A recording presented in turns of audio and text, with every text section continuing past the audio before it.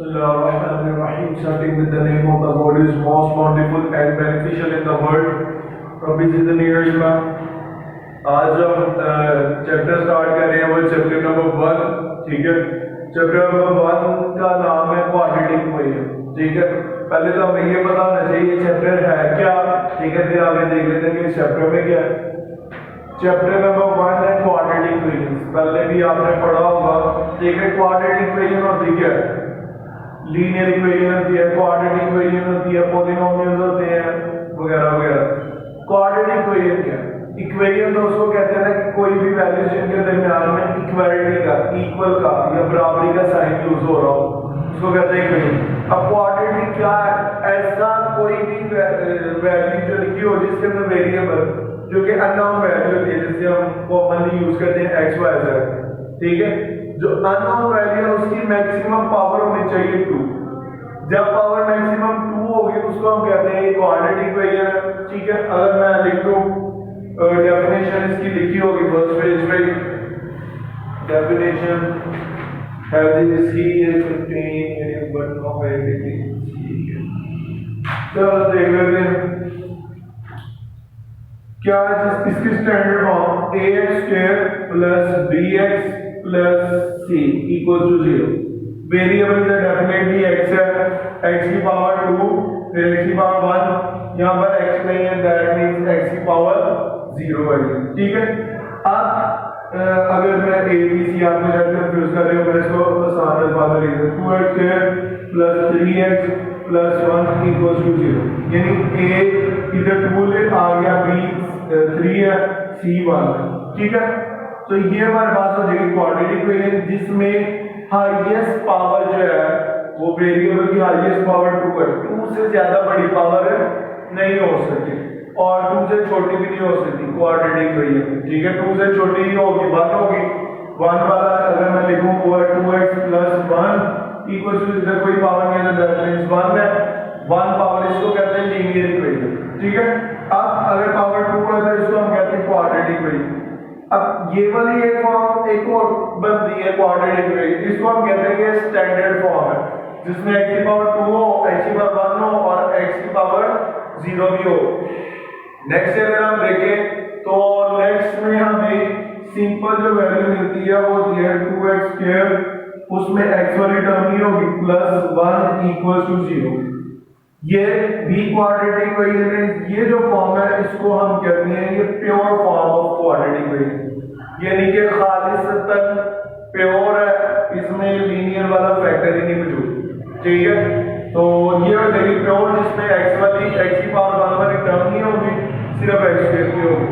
अब अगर हम आए 1.1 के क्वेश्चन नंबर 1 पे, तो क्वेश्चन नंबर 1 में वो हमें क्या कह रहा है कि आप बताएं मुझे कि कौन से जो भी क्वेश्चन नीचे दिए हैं उसमें से कौन से क्वाड्रेटिक इक्वेशन की स्टैंडर्ड फॉर्म है और कौन सी प्योर क्वाड्रेटिक इक्वेशन है, ठीक है। अच्छा, इसका फर्स्ट पार्ट मैंने लिखा।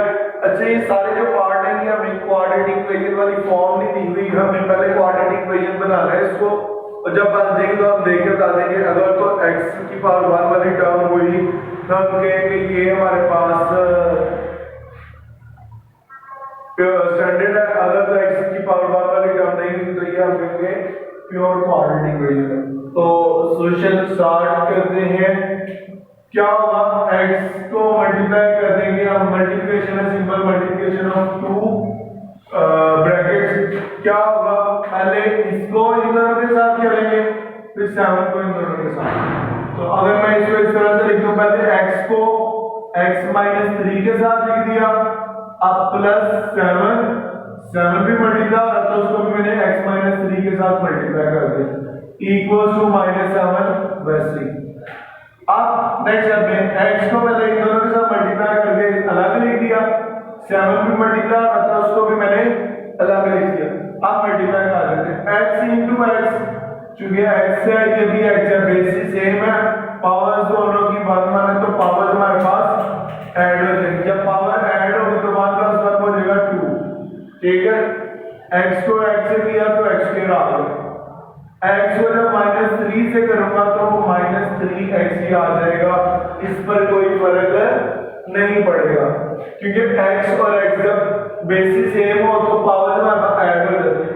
ये हमारे पास कांस्टेंट वैल्यू है, ये हमारे पास वेरिएबल है, तो जब वेरिएबल और कांस्टेंट मल्टीप्लाई हो उन्हें एज इट इज लिख देते हैं। पहले हम ये कहते हैं कांस्टेंट पहले लिख देते हैं, वेरिएबल बाद में, इसमें मल्टीप्लिकेशन होती थी। अब x को दोनों से कर दिया 7 की वैल्यू, 7 को x से करूंगा तो ये वैसे ही आ जाएगा 7x, 7 को -3 से करूंगा तो ये प्लस है, ये माइनस, प्लस माइनस माइनस होगा, 7 3 इज द 21 इक्वल्स टू -7 वैसे। अब अगर हम देखें बड़ी वैल्यू 7 है उसका पॉजिटिव साइन है, तो वैसे तो टीचर्स कहते हैं कि बड़ी वैल्यू का साइन लगेगा, अब सर ने नहीं लगाया तो उसकी क्या वजह है? वो जब बड़ी वैल्यू का साइन लगाना तब हम लगाते हैं जब हम प्लस या माइनस कर रहे हो। इधर हम क्या कर रहे हैं, 7 को 3 से मल्टीप्लाई कर रहे हैं, जब मल्टीप्लाई कर रहे हो तब सिंपल प्लस माइनस माइनस है, तब हमारे पास ये नहीं होता 7 3 बड़ी वैल्यू का साइन लगाना।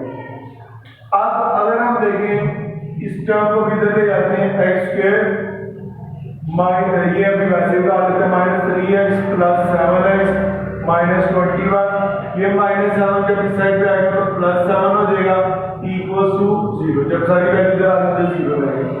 अब अगर हम देखें थोड़ी सी सिंप्लीफिकेशन हो रही है, ये वाली भी x वाली टर्म है, ये भी x वाली टर्म है, इन दोनों को सॉल्व कर देते हैं, x स्क्वायर वैसे ही, अब ये -3 plus 7 plus minus minus, 7x में से 3x निकालूंगा तो बचेंगे मेरे पास 4x, पर अब बड़ी वैल्यू का मैं साइन लगाऊंगा, क्यों? क्योंकि प्लस माइनस हो रहा है, बड़ी वैल्यू 7 है, उसका आंसर साइन लग गया प्लस। अब ये x वाली टर्म थी, ये भी x वाली, इन दोनों को हमने सॉल्व किया, x स्क्वायर वाली अकेली टर्म थी उसको मैंने नहीं छेड़ा। अब ये कांस्टेंट नंबर है, ये भी कांस्टेंट नंबर है, तो कांस्टेंट को हम आपस में सॉल्व करते हैं। अब ये -21 और +7, प्लस माइनस माइनस, 21 में से 7 निकालूंगा तो मेरे पास बचेंगे 14। अब देखते हैं बड़ी वैल्यू नेगेटिव है तो हम क्या करेंगे, नेगेटिव साइन लगा देंगे और इक्वल्स टू 0 वैसे का वैसे। इतना से काम था, मैंने ज्यादा अपना कर दिया है। तो अगर आप देखें तो ये क्या है, हमारे पास स्टैंडर्ड फॉर्म आई है, क्यों? क्योंकि इसके अंदर x वाली टर्म भी है, क्या बन गई हमारे पास, it is standard form of quadratic equation. मतलब ये स्टैंडर्ड फॉर्म है किसकी, क्वाड्रेटिक इक्वेशन की, उर्दू वाले ये लिख रहे हैं। अब इसका दूसरा जो क्लास वाला पार्ट है, पहला और आखिरी करवा देता हूं मैं, बाकी आप खुद ही कर लेंगे। लास्ट पार्ट है क्वेश्चन नंबर 6, इसको मैं रेज कर देता हूं। इसमें अगर आप देख लो, मेरा ख्याल में चीज मुश्किल है, सिंपल मल्टीप्लिकेशन थी।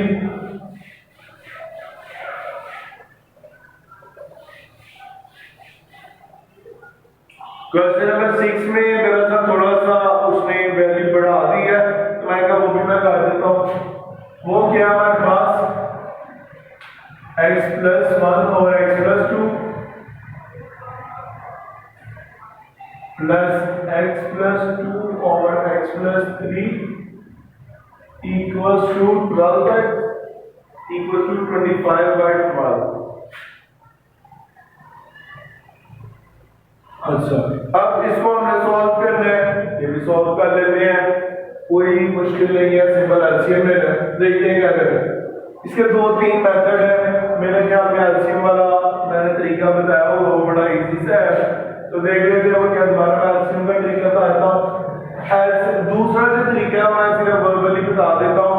क्या होगा, नीचे x+2 है, x+3 और 12 है, डिनोमिनेटर सबसे पहले हमें डिस्टर्ब करता है, डिनोमिनेटर खत्म करने के लिए इन तीनों वैल्यू से मल्टीप्लाई कर दो, डिनोमिनेटर खत्म हो जाएगा। या फिर दूसरा तरीका एलसीएम ले लो, एलसीएम है अगर अपने तरीके से आसान सा एक तरीका, डेफिनेटली मेरा नहीं है और भी बहुत करवाते होंगे। अब क्या होता है, नीचे वाली दोनों वैल्यूज को मल्टीप्लाई कर दो, x+2 और x+3 को मैंने मल्टीप्लाई कर दिया, ठीक है। नीचे वाली दोनों वैल्यू मल्टीप्लाई होगी, उसके बाद इसको आपने इसके साथ मल्टीप्लाई करना है, इसको इसके साथ, यानी क्रॉस मल्टीप्लाई, इस वैल्यू को इसके साथ, इसको इसके साथ मल्टीप्लाई कर दो, आप कैसे कंप्लीट हो जाएगा। अब x प्लस 3 को किससे करना है, x प्लस 1 से, और प्लस वाला साइन में आपने वैसे x प्लस 2 को x प्लस 2 से करना है, इक्वल टू 25/12। ठीक है, अब इतना हो गया। क्या किया, सबसे पहले हमारे पास अभी क्या हमारा आसान हुआ है, ये जो हमारा दो फ्रैक्शंस थी हमने उसको एक बना दिया।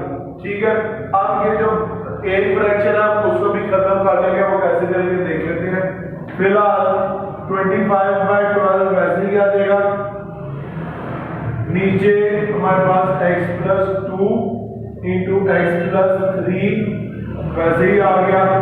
ऊपर अगर मैं इसको साथ साथ मल्टीप्लाई भी कर दूं, चलो एक स्टेप और कर लेते हैं, x plus 3 into x plus 1 plus इसको x plus 2 into x plus 2, x plus 2 का होल स्क्वायर हो सकता है, उसको आप फॉर्मूला भी a प्लस b का होल स्क्वायर वाले फॉर्मूले से भी ओपन कर सकते हैं। ऐसा मल्टीप्लाई करते हैं x को पहले, अब सिंपल सिर्फ क्या मल्टीप्लिकेशन आपने पिछले क्वेश्चन में सीख लिया, क्या चीज है, सिर्फ मल्टीप्लिकेशन, 3 इकट्ठी मल्टीप्लिकेशन आ गया, डिफिकल्टी कुछ भी नहीं है, तरीका आपको पहले आता है, सिर्फ क्या हुआ काम थोड़ा सा बड़ा उसने कर दिया है, कुछ नहीं मुश्किल। x को पहले इन दोनों के साथ मल्टीप्लाई कर देते हैं, x को इस पूरी से करेंगे तो हो जाएगा x प्लस 1 प्लस, अब 3 को करना है, 3 को भी x प्लस 1 से कर दिया, प्लस ये वाला वैसे ही। अब ये दोनों मल्टीप्लाई हो रहे हैं, x को पहले इस पूरे x प्लस 2 से मल्टीप्लाई कर देता हूं, x को मल्टीप्लाई कर दिया, अब प्लस 2 को भी इस पूरी वैल्यू से मल्टीप्लाई कर देता हूं, plus 2 into x plus 2।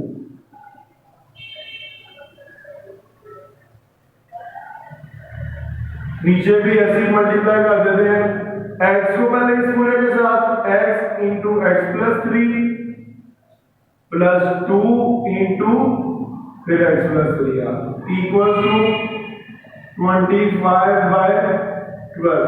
Equation एक दो स्टेप का, मैं सिर्फ आपको समझाने के लिए ज्यादा स्टेप कर रहा हूं, इसमें कुछ भी नहीं है क्वेश्चन में।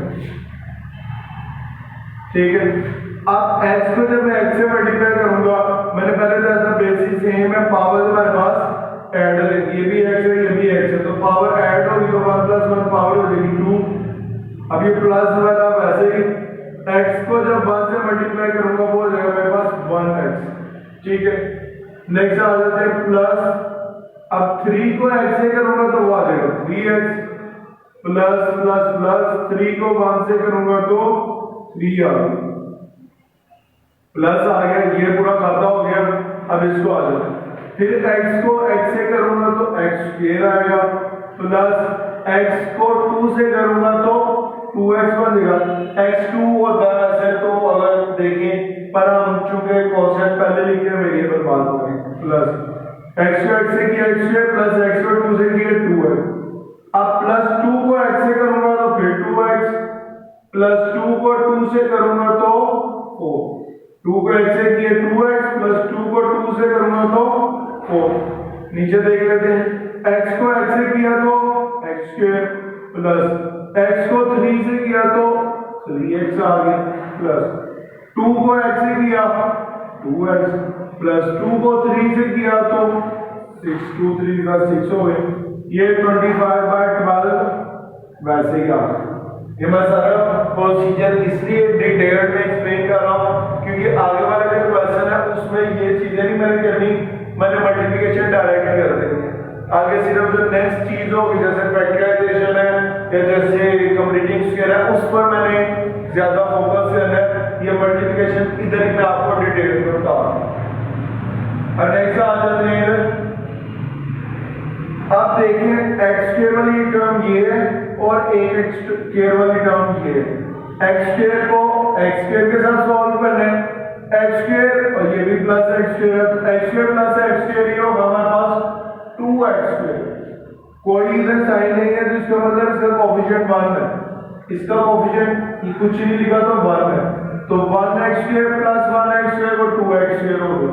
मैंने बताया था ये 2x लिखा हुआ तो इसका मतलब 2 इस x का कोएफिशिएंट है, 3x लिखा हुआ तो 3 इस x का कोएफिशिएंट है, 3x² लिखा हुआ तो 3x² का कोएफिशिएंट है। अगर सिंपल x² लिखा हुआ है तो कुछ भी नहीं है तो ये 1 अंडरस्टूड है कि x² का कोएफिशिएंट 1 है। अब x² वाली टर्म हो गया, x वाली टर्म्स पे आ जाते हैं।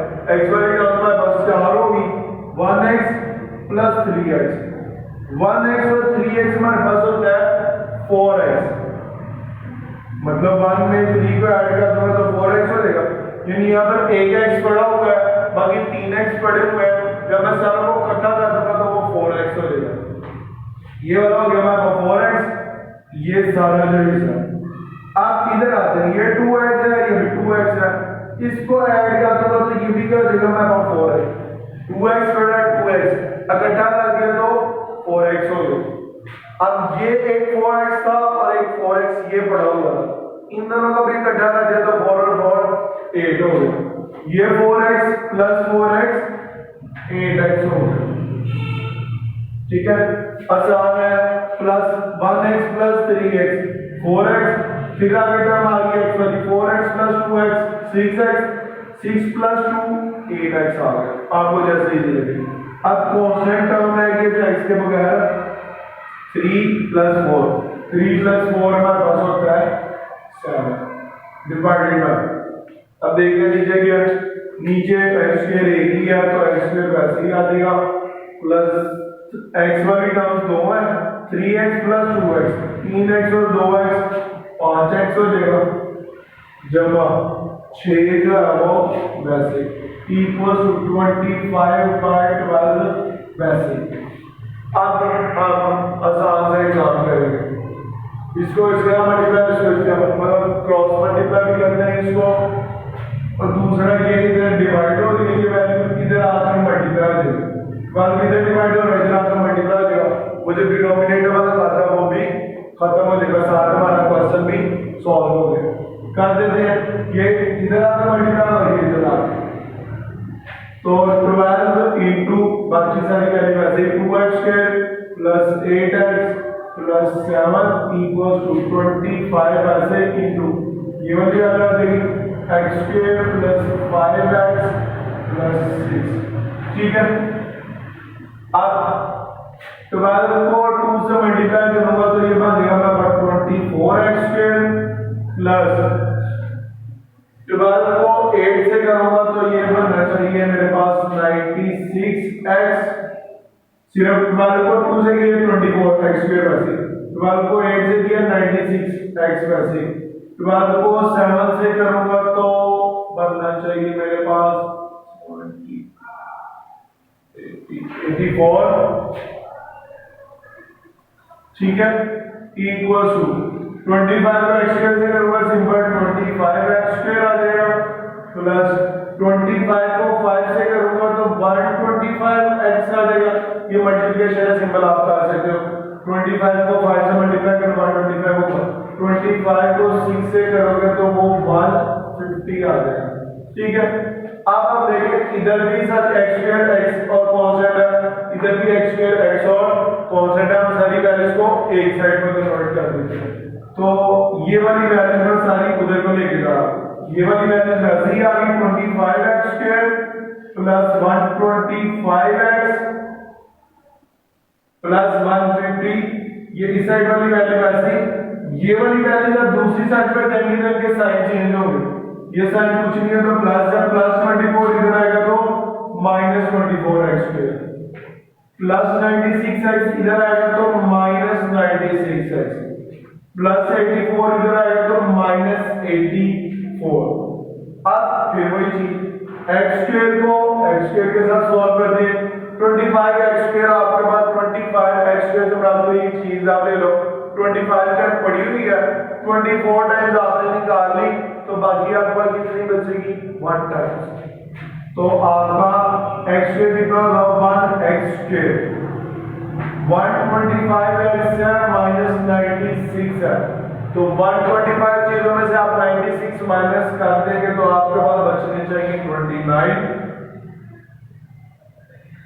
100 माइनस करेंगे तो 2500 प्लस, हाँ जी 29x बड़ी वैल्यू 125 थी तो इसका साइन प्लस था, मैंने प्लस लगा दिया। अब 150 में से 84 माइनस करूंगा तो क्या बचेगा मेरे पास,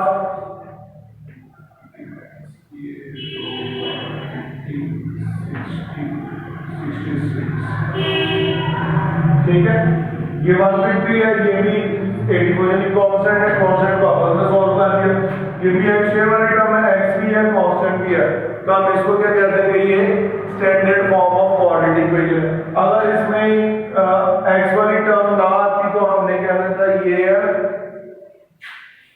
अगर x वाली टर्म ना आती तो हमने इसको क्या देना था, ये pure form of quadratic equation है। अगर उसके साथ वो कैसे नहीं आएगी, ये 125x है तो इधर अगर आ जाएगा -125x plus 125x minus 125x से कैंसिल हो जाएगा, इधर एक्चुअली टर्म ही नहीं आनी तो वो हो जाएगी pure form of quadratic equation.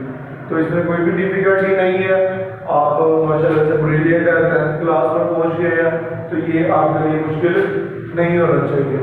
अब ऊपर एक चीज लिखी हुई है, अल्लाह ताला की रस्सी को मजबूती से थामे रखो और आपस में तफरका ना डालो, ठीक है। इसका क्या मतलब है कि हम जो आपस में लड़ते हैं वो ना लड़े। मुसलमान जो है आपस में ही लड़ रहे हैं, सुन्नी देवबंदी को कह रहा है, देवबंदी सुन्नी को कह रहा है, सुन्नी कह रहा है जी ये खत्म नहीं बनाते अजनबी ने, वो कहते हैं जी ये बिदअत करते हैं, ये जन्मी है, ठीक है। ये काम हमारा नहीं है, ये अल्लाह ताला का काम है। अल्लाह ताला क्या हमें हुक्म दे रहा है, ये हुक्म है कुरान मजीद में है कि आप अल्लाह ताला की रस्सी को यानी कि अल्लाह ताला के अहकामात को पकड़ो, आपस में ना लड़ो। अल्लाह ताला के अहकामात से मुराद है कुरान मजीद, ठीक है। इसी वजह से अल्लामा इकबाल का एक शेर है, वो मुअज़्ज़िज़ थे ज़माने में मुसलमान होकर तुम खार हुए तारिक कुरान होकर, मतलब जब मुसलमान थोड़ी भी ताकत थे पर फिर भी वो मुअज़्ज़िज़ थे। मुअज़्ज़िज़ कहते हैं एजाज़ इनका ऑनर होती है, रिस्पेक्ट होती है। कैसे थी, क्योंकि वो मुसलमान थे और मुसलमान वो हमारी तरह नहीं थे सिर्फ नाम के मुसलमान, वो मुसलमान थे जो मुसलमानों का हक अदा किया उन्होंने मुसलमानों वाले काम किए, ठीक है। हम सिर्फ नाम के मुसलमान हैं। और दूसरे मुस्लिम में उन्होंने अल्लामा इकबाल ने कहा कि हम खार हुए या तुम खार हुए तारिक कुरान होकर, यानी हम खार क्यों हो रहे हैं। अब 50 से ज्यादा मुस्लिम कंट्रीज होने के बावजूद मुसलमानों की इतनी रिस्पेक्ट नहीं है, क्यों, क्योंकि हम तारिक कुरान है, हम कुरान मजीद में नहीं पढ़ते, उसको समझते नहीं है। हमने सिर्फ रखा हुआ कुरान मजीद खत्म पे पढ़ लिया, रमजान आ गया तो तरावियों में पढ़ लिया, सवाब कमा लिया, बस उससे सीखा कुछ नहीं। यही अल्लाह ताला की रस्सी है जो कि हमने थामनी है और हम थाम ही नहीं रहे। जब हम थामेंगे नहीं, हमें पता है कि अल्लाह ताला क्या रहा है तो हम आपस में लड़ेंगे, ठीक है। अल्लाह ताला कह रहा है कि आपस में नहीं लड़ो, इकट्ठे रहो। अगर हम इकट्ठे हो जाएंगे तो जो हमारा मुसलमानों के साथ कश्मीर में हो रहा है, अफगानिस्तान में हो रहा है, फलस्तीन में हो रहा है, हमारे किबला अव्वल बैतुल मुक़द्दस में हो रहा है, ऐसा नहीं होगा। अल्लाह ताला हमें इस पर अमल की तौफीक दे। आप भी कोशिश करें, मुझे भी कोशिश की अल्लाह ताला तौफीक दे। Thank you very much for today.